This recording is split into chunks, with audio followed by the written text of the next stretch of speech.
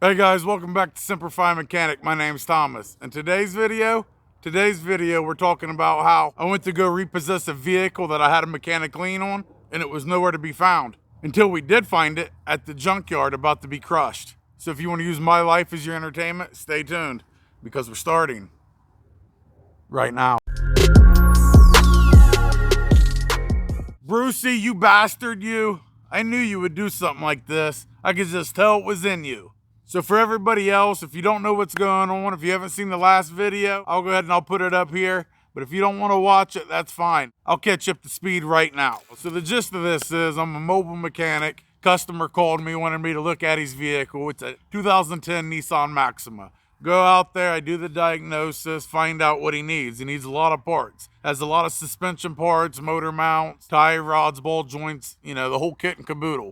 It's going to cost him maybe $1,000 labor. As a mobile mechanic, you require half up front, half on the back end. So that's what we did. And he paid the $500. Took him about a week to get the parts because he wanted to deal with his cousin, his brother, whoever. He knew a guy that knew a guy that knew a guy, one of them type things. Well, we finally get the parts in. I do the work. Everything is good to go. Well, when it comes time to pay, he starts coming up with all these excuses. Child support, this and that. Well, the guy was living in Slumville in a small apartment, and I swear to God he had like 13 kids. So I did feel bad a little bit, and you could tell he was broke. So, I didn't want to just take his car from him there and keep it. I wanted to be a nice guy and give him a chance to pay. So we came up with a payment agreement. Payment agreement was every Friday when he gets paid, working at the deli, I was going to come up there. He was going to give me $50 till it was paid off.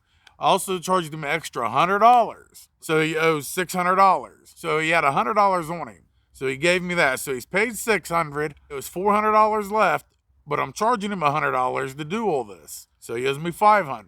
So I go the first Friday, he doesn't have all the money. He only has a little bit of it. But I take it. I'm like, all right, man, at least it's something. Next week I go, he has $50. I'm like, all right, he's doing okay now. Well, the third time I go, he had $17, which is fine, whatever. I'll take that money. Some money's better than none. Well, I go back the next week. Brucey's not answering now. Brucey's done. He's cut me off. He's blocked my number. He's ignoring me. He's not answering the door. So Brucey is done. Well, what I do is I call Brucey's Deli, and I tell his boss, hey, he owes me some money. So what happened was the boss actually gave me a few bucks and took it out of Brucey's pay. Well, Brucey's really pissed about this. So he starts leaving stuff on my social media, leaving bad reviews, things like that. Just being a pest, dragging my name through the mud.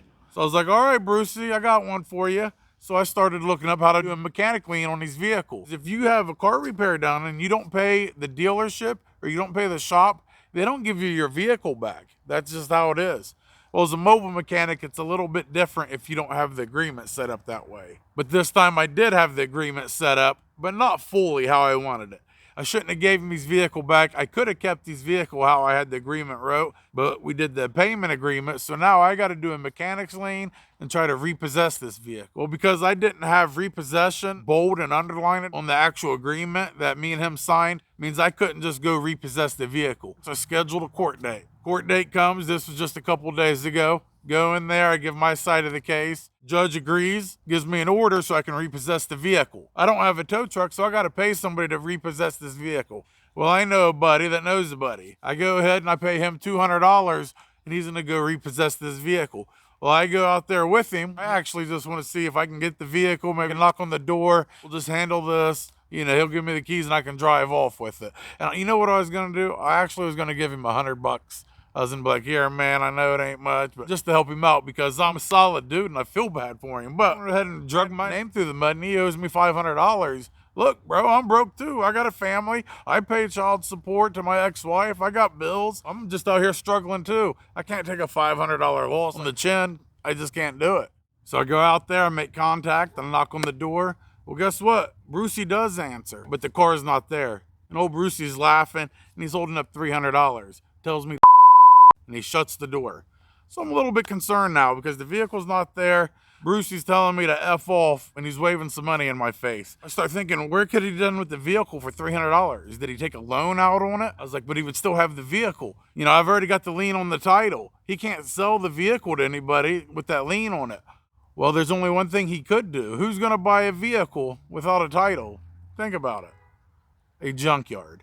And that's exactly what he did. So here I am, I'm in Columbus, Ohio. There's about 20 junkyards. So I got to call all these places to see if they have a Nissan Maxima that was brought in today. Well, I call all these places, then I finally find it.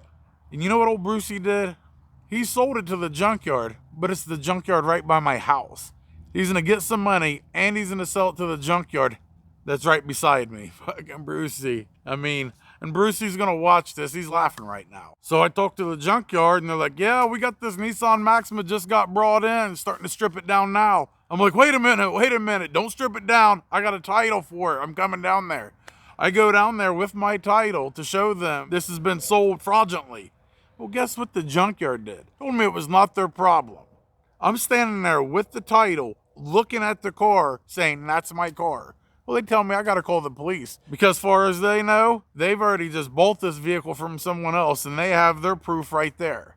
I call the police and I'm trying to explain to them what's going on. They tell me they cannot do anything. It's a civil matter. I'm like, it's not a civil matter. This dude stole my vehicle and sold it fraudulently. This is fraud or receiving stolen property. I'm like, them are real crimes. You know what I mean? So the cops are not involved. The junkyard's not giving my stuff back. So my car right now is getting stripped down at a junkyard and I'm standing there with the title in my hand.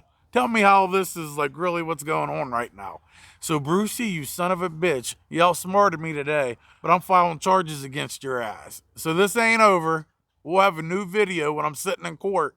When I'm watching Brucey get arrested, go ahead and make sure I videotape all that. So this is a shitty situation to be in. I got my title right here. I'm looking at the car right there, and they're starting to strip it down. Won't give it back to me. They did offer to sell it to me for $500. And I just started laughing out loud. I said, really, $500? That's the same amount old Brucey owed me. So they must be working together. We got Brucey, and then we got Juicy, his cousin. Because that amount, that's just funny as hell, right? But the situation is not funny. Brucey got $300. I'm out over $200 paying the tow truck guy that didn't tow the vehicle. Junkyard, they got some money. They're parting out my vehicle. By the time I go down there and press charges or do the civil court and do whatever I got to do, this car's going to be down to nothing, dude. So maybe I shouldn't have made that video because that really pissed Brucey off. And I give him credit. He played the system. I'm surprised he didn't take a loan out on the vehicle, too. I mean, hell, we might find out that he did. Who knows? But this isn't the end of it. I'm just not going to let it go. Brucey, I'm going to go file charges, and we'll garnish your wages. The $67 you make a week making subs, I'm going to get $10 of that every week. And you're going to have to make me grilled cheese for the rest of your life. I'm going to get something out of it. I don't care. I'm going to call your work. I'm going to tell them what's going on. Hopefully I can get you fired. I don't care about you, your wife, your 13 kids, none of it. Because you played real dirty this time. So stay tuned because this is not the end of it. We're not to the point yet where we can get a vehicle. If you want to donate to the channel, you can go through CASHAPP, Venmo, or PayPal. All the links are down in the video description. I've had a few people actually send some donations in. I put their name out there until I get permission from them. When I do, then I'll go ahead and I'll personally thank them. But they've already been thanked. They know who they are. And I'm very, very thankful. If you haven't subscribed and you enjoy this content or get any value out of it, maybe think about subscribing. It'd be greatly appreciated. But at least, like we always say, Semper Fi till next time.